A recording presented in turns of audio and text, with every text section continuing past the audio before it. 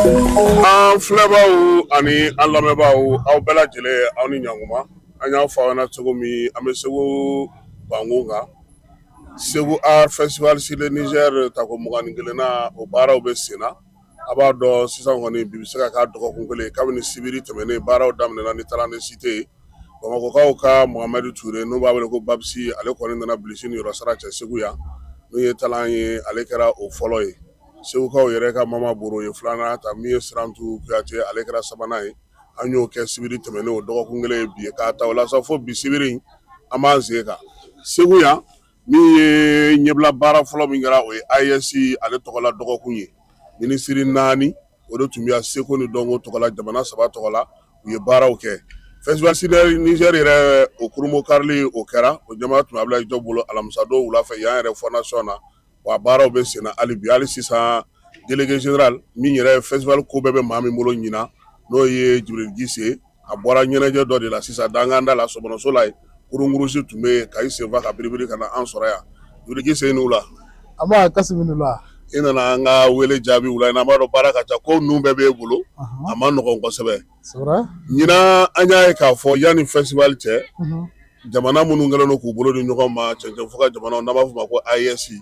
olu minisiri minnu bɛ Seko ni Dɔnko kunna u nana baara la yan dɔgɔkun kelen sabula bi an bɛ se ka fɔ alhamdulilayi festival sur le Niger maa min yɛrɛ ye ŋaniya sɔrɔ ka miiriya sɔrɔ k'a sigi sen kan n'a san 21 nin ye Ala y'a to jamana ɲɛmaaw y'ale yɛrɛ wele k'a ka taa bolo don faso baara la a ye danaya da aw kan aw ka nin baara in kɛ a fila dorogoli ɲɔgɔn na o nana cogo di. Merci beaucoup Kasim i ka ɲininkali la. Wa an b'i fo i ka nin émission barikama ye an bɛ Ala deli Ala ka kɛ ɲɛta ye. Amina yarabi. Wa i nana festival la a diyara ye i y'a fɔ cogo min na alhamdulilayi ɲinan festival sur le Niger n'a y'a ta ko 21nan ye ayiwa Ala barika la an tun bɛ yanga mun nɔfɛ an b'a se k'a fɔ o sɔrɔla la donc i y'a fɔ cogo min na Mamudu Dafe n'o ye an ka Seko ni Dɔnko minisiri ye Ala y'a garijɛgɛ don minisiriya in na alhamdulilayi o kɔnɔna la kabini minisiriya in ma se a ye danaya ta ka da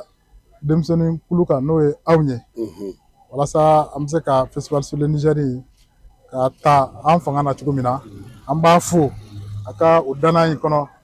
ka fo ka wale ɲuman dɔn ni Ala sɔnna an se fɛn fɛn an b'o kɛ a bɛ ɲɛ cogo min na n Ala deli ale fana Ala ka baara in ɲɛ a bolo a ka département in ɲɛta Ala k'a ɲɛ ka d'a ma. Amina yarabi. I y'a fɔ cogo min na ɲinan festival sur le Niger ta ko 21nan ye a daminɛna février kalo tile 3 a bɛ ka continuer sinon a bɛ kuncɛ ni Ala sɔnna wa a thème yɛrɛ ye mun ye bɛn o ni kelenya o bɛ se ka sabati an ka jamana in kɔnɔ cogo min na. Maintenant festival sur le Niger ta ko 21nan ye a denfaya an kɛlen don k'a ta ka di an ka jamana ɲɛmɔgɔ ma n'o ye président de la transition ye Asimi Goyita an b'a fo ka waleɲuman dɔn a sɔnna denfaya in ma wa k'a fo tuguni bari a ye ɲinan kɛ an Seko ni Dɔnko tigilamɔgɔw ka san ye a bɛ fɔ année de la culture an b'a fɔ a ka u bonya in na a ye an bonya a ye maliyɛn bɛɛ de bonya n'o ye i y'a fɔ cogo min na ɲinan festival sur le Niger fɛn kura mun b'a la o de ye semaine de la fraternité le pays de l'AES donc farafinna tilebiɲafan jamana minnu b'u bolo di ɲɔgɔn ma o ye jamana 3 ye Mali ni Burkina o ni Niger ye k'a yira k'a fɔ n'an farala ɲɔgɔn kan la fanga bɛ k'an na n'an farala ɲɔgɔn kan maa si tɛ s'an na o kɔnɔna la ministère de la culture olu ye hakilina boloda mun ye semaine de la fraternité ye walasa jamana fila in kana fara Mali kan an ka Seko ni Dɔnko an ka baara kɛ o kɔnɔna la kelenya bɛ se ka sabati an ni ɲɔgɔn cɛ cogo min na badenya bɛ se ka sabati an ni ɲɔgɔn cɛ cogo min na n'o kɛra an bɛ fanga sɔrɔ mɔgɔ tɛ s'an na wa mun bɛ se ka o sinsin an bolo o ye Seko ni Dɔnko ye Ala barika la u nana jamana fila in bɛɛ nana olu fana o y'a sɔrɔ an fana tun y'u invité festival sur le Niger kɔnɔ comme pays invité nana u ni délégation caman nana délégation minnu nana jamana fila in fɛ a ka ca délégation 100 artistes fana nana donc dɔnkilidalaw b'a la artistes d'art visuel b'a la olu nana aw yɛrɛ y'u ye araba tɛmɛnen a bɛ fɔ mun ma nuit de l'AES o kɛra Burkina artistes jɛra Mali taw jɛra Niger artistes jɛra wa a kɛra wasa ye donc o kɔnɔna la fana baara caman bolodala semaine de la fraternité in kɔnɔna la i n'a fɔ kɔlɔku o ye ɲɔgɔn ɲɛba ye o kɛra kunun ɲɔgɔn ye o tun bɛ mun kan kelenya ni bɛn u bɛ se ka sinsin an ni ɲɔgɔn cɛ cogo min na walasa an bɛ se ka kɛ jamanaba kelen ye a bɛ fɔ mun ma état fédéral bi bi in na an faralen don ɲɔgɔn kan ka kɛ état ka kɛ confédération ye confédération in kun ye jumɛn ye an bɛɛ bɛ se ka kɛ jamanaba kelen ye o baaraw bɛ senna a daminɛna donc alihamudulilayi a kɛra wasa ye. Ayiwa an y'a ye k'a fɔ kɛnɛ ninnu bɛɛ lajɛlen kan seko ni dɔnko ko kuma fara bolo ni ɲɔgɔn ma sɛbɛnw bilara sen kan an y'a ye k'a fɔ mali yɛrɛ artisiw olu ka fara ɲɔgɔn kan cɛkulu kiya ni Ibrahima ni fɛnw y'u bolo don ɲɔgɔn bolo minisiriw fana y'u bolo da sɛbɛnw kan sɛbɛn minnu bɛ bi bi na n'olu kɛlen don u bɛna kɛ baarakɛla ye jamana saba ye ni ɲɔgɔn cɛ n'a ka d'an ye an bɛ se k'a fɔ sɛbɛnni n'o sigira AES tɔgɔ la mun de sɔrɔla a la. Ayiwa fɛnba de sɔrɔla a kɔnɔ i ye kuma fila fɔ n'a hakili la o fana ye résultat belebele ye an ka ɲɛmɔgɔw an ka minisiri ɲɛmɔgɔ Donko ni Seko minisiri ɲɛmɔgɔ saba u bolo don gafe fila de la o signé ni ɲɔgɔn cɛ o ye baara kɛ gafew de a bɛ fɔ minnu ma convention a fɔlɔ o bɛ mun kan a bɛ fɔ politique culturelle commune des états de l'AES u bolo don kɔnɔ Seko ni Donko u bɛ se ka yiriwa cogo u bɛ se ka baara kɛ cogo jumɛn walasa Seko ni Donko bɛ yiriwa hali Seko ni Donko a sigilen bɛ fɛnba fila de kan n'i y'a jateminɛ ɲɔgɔnlɔnbɔ dɔnkilida o ye an yɛrɛ de ye a b'a lasewa u bɛ an danbew de yira n'i y'a jateminɛ fana o Seko ni Donko kelen fɛn wɛrɛ min fana b'a kɔnɔ a bɛ nafasɔrɔ siraw dayɛlɛ a bɛ baaradaw créer dɔnkilidala kelen bɛ se ka baarada 10 de créer au minimum donc baara bɛna k'o kan kɔnɔna la donc minisiri ɲɛmɔgɔw y'o gafe de signé gafe filanan mun n'o y'a signé a bɛ fɔ n'o ma stratégie de l'artisanat de l'AES jamana saba in u y'u bolo don fana gafe kɔnɔ walasa bololabaarakɛlaw jamana saba in kɔnɔ u bɛ se ka nafa sɔrɔ cogo min na u ka bololabaara kɔnɔ u bɛ se ka dɛmɛ cogo min na donc u y'u bolo don kɔnɔ o kelen o hakilina kelen kɔnɔna la an minnu fana ye association ye réseau qui a des acteurs culturels du Mali des organisations culturelles du Mali n'o président ye k'a fara confédération nationale de la culture du Burkina Faso olu fana nana an fana bolo don gafe kɔnɔ k'o signé baara ɲɔgɔnya bɛ se ka sabata ɲɔgɔn cɛ cogo min na an bɛ se ka ɲɔgɔn dɛmɛ cogo min na an bɛ se ka baara wari ɲini ɲɔgɔn fɛ cogo min na ka plaidoyer kɛ donc walasa an ka jɛkulu bɛ se ka bɔ nɔgɔ la cogo min na donc an fana an sen da an ka ɲɛmɔgɔw sen kan sen dɔ la n'o ye minisiriw ye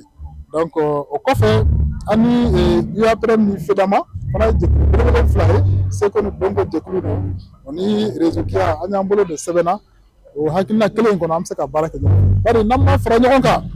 an tɛ taa ɲɛ maa kelen tɛ se foyi la donc o ye résultat belebele fila ye minnu sɔrɔla dans le cadre de la semaine de la fraternité an b'an ka minisiri ɲɛmɔgɔw fo nin hakilina ɲumanba in na merci. Ayiwa n'an bɔra AES la an bɛna an yɛrɛ ta la n'o ye Segu Art Festival Sile Niger ta ko 21 ye yalama bi an bɛ yɔrɔ min na laɲini min kun kɛra miirina min tun labɛnna k'a daminɛ conférence de presse la fo ka na se bi ma hakilila sigi bɛ se ka fɔ a ko la walima jama tɛmɛna fɔlen kan de. Jama tɛmɛna fɔlen kan ni e yɛrɛ tun bɛ yan surɔ ka jama in ye i b'a dɔn ko jama tɛmɛna fɔlen kan an bɛ Ala fo k'a barikada ka Segukaw fo ka Maliyɛnw fo ka farafinna bɛɛ lajɛlen fo ni jɛma maa nana walasa ka kulon ani yɛlɛ in k'o diya an bolo cogo min na donc n'i y'a jateminɛ festival sur le Niger a daminɛna le 3 février a bɛ taa ban le 9 an bɛ se k'a fɔ nombre de visiteurs mun an kun hakili b'a la maa hakɛ mun kun kan ka na maa 40,000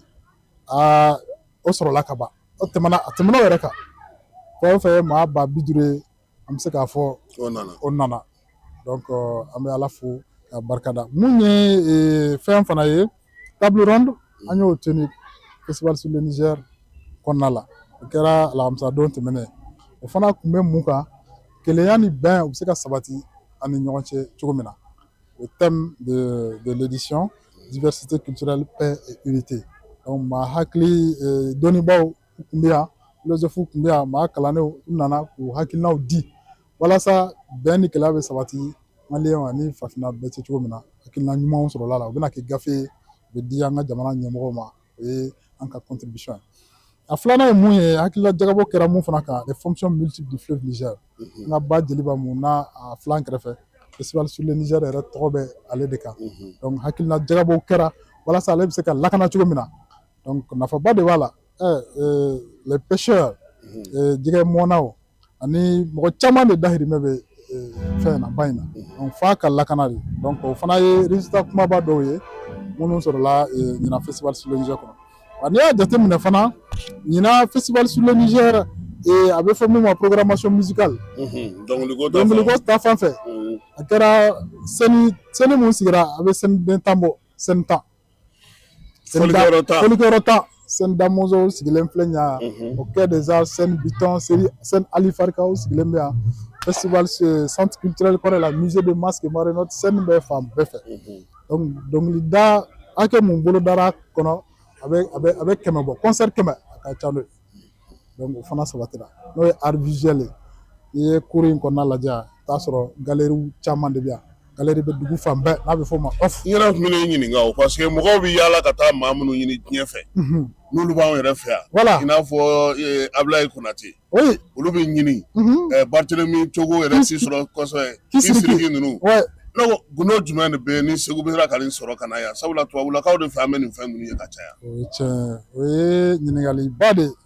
ayiwa baara in bila baara tɛ dɛ alhamdulilayi mɔgɔ min ye baara in tu tigɛ ka hakilina sɔrɔ Mahamudu Dafe monsieur le ministre an tɛ sɛgɛn a foli la ale alhamdulilayi ala y'a kɛ maa ye mɔgɔya ka d'a ye kosɛbɛ donc nin ye mɔgɔ ye u ye baara daminɛ a mɛnna ni festival bɛ daminɛ donc o danaya in de na o sinsira halisa donc bi bi in na a si tɛ yen k'a fɔ festival bɛ fɔ a kɔ a tɛ se ka fɔ a si kɔ bɛɛ y'a kanu u ka kɛ yan san o san u bɛ yan donc an b'olu fana fo o danaya in kɔnɔ an bɛ ala deli ala ka diya in sinsin halisa n'i y'a jateminɛ fana festival sur le Niger a bɛ fɔ min ma salon d'art contemporain o ye art visuel minnu bɛ na exposition kɛ vitrine ba de don bɔra k'a f'i ɲɛna sisan maa ba 40 ka ca n'o ye mɔgɔ minnu nana donc suguba de don donc festival sur le Niger Segu art salon d'art contemporain a dabɔra o fana de kama an ka sifinnakaw ɲinan ta in tun b'o de kan n'a bɛ fɔ o ma bi Mali olu bɛ se ka feere kɛ cogo min na ka musakaw sɔrɔ bari o de b'u encourager n'i bɛ baara kɛ n'i tɛ nafa sɔrɔ a la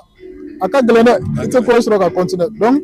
foire locale des arts n'a bɛ fɔ o ma FLAC o fana ye sugu belebele o dayɛlɛlen don a kɔnɔ sanniw bɛ ka kɛ déjà an bɛ alhamdulilayi rabil alamin. Jama ka ca yen ɲinan dɛ. jama ko dan don donc n'i ko Segu art festival sur le Niger i ko foire donc sugu belebele dayɛlɛlen don an fɛ n'o sugu in bɛ bololabaarakɛlaw artisan u bɛ se ka nafa sɔrɔ cogo min na ka feere kɛ donc artisan mun nana a ka ca artisan 400 ye bɔra Mali la bɔra Burkina Niger Togo Benin Côte d'Ivoire diɲɛ fan 14 bɛɛ bɔra jamana mun kɔnɔ a ka ca jamana 35 ye donc olu bɛɛ bɛ an ka sugufɛn in na n'a bɛ fɔ foire artisanale et agricole de Segu ale fana la an tun bɛ ka maa minnu kɔnɔ a cayara n'o bɛɛ ye maa 350,000 visiteurs maa ba 70 o de tun kɔnɔnen don nka maa mun nana a bɛ maa ba 80 bɔ hali sisan ne bɔra foire la doni ka gɛlɛn non donc an b'a fɔ alhamdulilayi o laɲini kumaba ninnu olu sabatira déjà. Ayiwa an y'a ye k'a fɔ kunun minisiri Wage tun bɛ yan ale de ko ale kana nin ko in den fa ye sa o ko k'a to ale kelen bolo. a ko ten a bɛ komi fɛn in kɛra ye kosɛbɛ. ne ko n ko ale ka baara yɛrɛ o bɛ taa bɛn ni kɛnɛya o kuma de tun bɛ yan o miirina min filɛ n'o ye karavani ye o nana cogo di. o miiriya ye alhamdulilayi rabil alamin nin y'a san 11 ye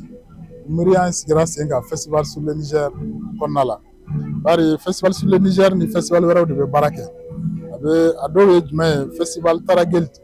o ye Maroc san o san édition ma deli ka f'u kɔ Maroc ni mɔgɔ mun nana a ka ca maa 40 ye a bɛɛ ye karavani ye u nana Marockaw nana Burkinabew nana parce que o de y'a kurama yɔrɔ ye Nigerkaw nana donc ɲinan an y'a kanu a ka walankata le pays de l'AES olu fana donna la donc hakilina in bɔra o de ye dumuniw caya n'i y'a jateminɛ Nord dumuniw Mali dumuniw ani Maroc dumuniw a bɛɛ de tun bɛ yan Ujula kɔni yɛrɛ y'o jateminɛ kunun. Ka ca kosɛbɛ hali jaralakaw ka fɛn fana voilà, fana bon, cayara m'an da mɔgɔ la o fana kun diya kosɛbɛ les cousins là. Ouais. Donc maintenant c'était ça, donc hakilina in a bɔra Mamadou Dafe n'a baarakɛ n'a ka le festival partenaire, donc a bɔr'o la nin y'a san 11 walasa parce que n'i y'a jateminɛ caravane tun bɛ a mɛnna Tombouctou, a bɛ fɔ mun ma le commerce transsahérien ka taa Tombouctou, Djenné, ka taa fo Maroc a tun bɛ kɛ ka kɔrɔ, donc o hakilina in a sinsinnen don o de kan walasa an bɛ se ka ɲɔgɔn tagama ka bɛn ni kɛlɛ sabati an ni ɲɔgɔn cɛ, donc Marockaw nana, Burkinabéw nana, Nigériens nana, Mauritaniens yɛrɛ nana kunun vraiment a kɛra fête dan de ye, mɔgɔw ye dumuni kɛ u ye ɲɔgɔn kuma ɲɔgɔnya o caravane kelen in kɔnɔna la bi an tun bɛ ka an ye ɲɔgɔn sɔgɔma in na a bɛ fɔ mun ma ko voilà conversation sur la tente Touareg, donc an ye baroda sigi fana bɛ kelenya ni bɛn de kan, donc communauté bɛɛ tun bɛ yan, les communautés du nord étaient là, comme les délégations minnu bɔra Maroc ni Niger n ye minnu fɔ sa u bɛɛ tun bɛ an ye ɲɔgɔn kuma ɲɔgɔnya o fana kuma ɲɔgɔnya dɔrɔn tɛ le ministre Wage ale mun ye fɛn denfa ye caravane denfa an b'a fo vraiment kunun a kumana, donc ale ni a ye mun yira donc k'a fɔ n'i y'a jateminɛ an ka ɲɔgɔnyew la kuma caman bɛ fɔ nka a tɛ waleya, donc an y'o de fɔ san o san n'i y'a jateminɛ ni caravane banna o ye an ka ɲɔgɔnyew bɛɛ lajɛlen an bɛ gafe de kɛ a bɛ fɔ min ma les recommandations o di jamana ɲɛmɔgɔw ma an b'a suit an se ye mun ye walasa a bɛ se ka waleya cogo min na, donc a y'i bolo sinsin o kan kosɛbɛ an b'a fɔ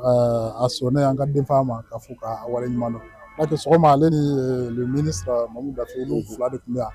u ye kɛnɛ in u y'a laɲɛnamaya kosɛbɛ an b'u fo o la. Ayiwa Gise baara bɛ ka s'a kuncɛyɔrɔ cɛyɔrɔ surɔ Salifu ninnu sera artiste wɛrɛw nana ka bɔ Burkina ni Niger olu ye kɛnɛ sɔrɔ su in na an b'a dɔn ka bɔ Seguba Baminɔ fana bɛ programme na n'i ma fili ko ɲɛnajɛ bɛ to senna fo sini wa? Ɲɛnajɛw bɛ to senna fo sini, Seguba Baminɔ bɛ yen, Amadu ni Mariam ale bɛ yen ani artiste camanba, donc ɲɛnajɛw bɛ to senna an ka foire fana ale bɛ continuer fo lundi, donc n bɛ fɛ ka da don composante wɛrɛw la o fana kɛra festival temps fort dɔw ye i n'a fɔ jumɛn? I n'a fɔ Nuit du Pain Tissé kɛra su kɛrɛnkɛrɛnnen surɔ e yɛrɛ tun bɛ yen. Jɛnɛkaw taara n'an ka kufu ye o. Voilà, donc Jɛnɛkaw taara ni kufu ye nka hakilina in tun ye mun ye kelenya bɛɛ bɛ se ka sabati cogo jumɛn ka sanga ni an ka laadalafiniw ye, donc a bɛ fɔ mun ma le concept de ville tissée, Jɛnɛkaw nana n'u ka finiw ye, Kayikaw nana n'u ka finiw ye, Moptikaw nana n'a ye, Bajangara San Segu bɛɛ y'u ka finiw jira, ni i yɛrɛ tun bɛ yen i ye fini ninnu ye, donc an t'a dɔn an bɛ min ta ka min to nka Jɛnɛta danfara b'ale ni maa tɔw cɛ ale bɛ kɛ bolo la, effectivement ale bɛ kɛ ni bolo ye, donc o bɛ défilé a y'a to an y'a Mali diversité culturelle parce que Mali la ethnies ka ca taabolow ka ca nka ça c'est une richesse, donc o kan ka kɛ force de ye walasa kelenya ni bɛn bɛ se ka sabati cogo min na, donc o man kɛ sababu ye k'an fara fara, donc défilé de mode vraiment a kɛra fɛnba ye, donc e yɛrɛ y'a ye, donc o fana kɔfɛ cérémonie d'ouverture e yɛrɛ tun bɛ yan, c'était vraiment très intéressant, donc a bɛ fɔ min ma symphonie culturelle pour la paix fana bɛ bɛn ni kelenya kan, u nana extrait jouera jamana ministre mun tun bɛ yan a bɛ ministre 10 ɲɔgɔnna bɔ, donc kɔni Segu kun falen tɛ, a kun falen don kosɛbɛ wa Segukaw bɔra Maliyɛnw bɛɛ bɔra, je crois que c'était vraiment intéressant, a bɛ fɔ mun fana ma soirée théâtrale fana kɛra centre culturel kɔrɔ ɲɔgɔlɔnbo kɛra ni soirée Alima Nunu ani Gimba national yɛrɛ sɔrɔ, voilà, donc c'était vraiment des moments intenses, magnifiques, de brassage de peuple et de culture, donc vraiment an content kosɛbɛ, donc an bɛ Ala deli Ala ka tɔ ɲa ka d'a ma. Awa ko kuncɛli ye waati jumɛn ye sisan? Ko a bɛ kuncɛ sini ni Ala sɔnna, waati jumɛn? Sini a bɛ kuncɛ sini su ni Ala sɔnna, donc an bɛ Segukaw bɛɛ fo ka Maliyɛnw bɛɛ fo ka farafinna bɛɛ lajɛlen fo, u nana ka a diya an bolo bari i y'a mɛn festival i ko festival ye o, donc ka jamana ɲɛmɔgɔw fo olu fana u y'an dɛmɛ kosɛbɛ lakanako la, bari ka nin ɲɔgɔnna jama fara ɲɔgɔn kan ko nɔgɔn tɛ dɛ, an bɛ jamana ɲɛmɔgɔw fo u y'an dɛmɛ o la walasa baara ninnu ka ɲɛ an bolo, an ka finitigiw bɛɛ lajɛlen fo, bari i y'a mɛn Mali an sera nin niveau in na finitigiw olu de jɔlen don, an bɛ nin baara in bɛɛ kɛ, an bɛ sunɔgɔ a ka d'a ye cogo min na u bɛ baara la, ka presse fana fo n'o ye aw ye kunnafonidilaw aw ka wulikajɔ la i y'a mɛn festival ye nin niveau fana sɔrɔ aw de ye kunnafoni di ka ɲa a kɛcogo la donc ti se ka bɔ kuma na ni ma an baaraɲɔgɔnw fana bɛɛ lajɛlen fo bari c'est un travail d'équipe bɛɛ y'i jeniyɔrɔ f'i ye a taa sanfɛ fo duguma donc baaraw an bɛ bɛɛ lajɛlen fo festivaliw bɛɛ lajɛlen fo n bɛ ala deli ala ka san wɛrɛ ta yira n na. Ayiwa Jibril Gise an bɛn'i to yen ka taa e ka baara ka ca fɛn bɛɛ lajɛlen tonnen don e kɔrɔ nin waati in na délégué général k'o minɛ k'o sigi waati jan o ma nɔgɔn kuma tɛ su na ye su belebeleba ye an b'i fo an b'i waleɲuman dɔn i nana ka na kɛnɛ in ɲɛnamaya ni ne sera ka kɛ aw tulo a n'aw ɲɛw garisigɛ ye festival Sud Niger délégué général n'o ye Jibril Gise ye faranfasiya min tun bɛ ale bolo o de tun ye nin ye faamuya min kɛra a kɔni ye min fɔ n'o ye nisɔndiya ko ye a ko la o ye k'a fɔ jama min kun fɔra k'o bɛna o nana hɛrɛ ni baden kɔnɔ baara bɛ ka kɛ lakanabaaw kunnafonidilaw bɛɛ lajɛlen u yɛrɛ ka jɛkulu maaw ale yɛrɛ bɛ minnu ɲɛma u bɛɛ lajɛlen y'u jɔ u jɔyɔrɔ ko ka bɛɛ fo ka bɛɛ waleɲuman dɔn n'Ala sɔnna a ma sɔɔni an n'an sɛnsɛn ka se plateau kɛrɛfɛla la n'an ye denmisɛnnin minnu kumakan sɔrɔ an n'olu bila maaw ka se k'olu fana lamɛn sabula nin waati olu ka heure ye yanni bracelet contrôle ni fɛnw ka daminɛ su a ka jan kosɛbɛ Jibril Gise k'i fo. Merci beaucoup Kassim. Amara min ye Fala Keyita ye k'i fo Keba Jalo aw fila bɛɛ lajɛlen fo aw ka wulikajɔ ni cɛsiri la yaasa mɔgɔw bɛ se ka nin ye cogo min a k'an bɛn sɔɔni.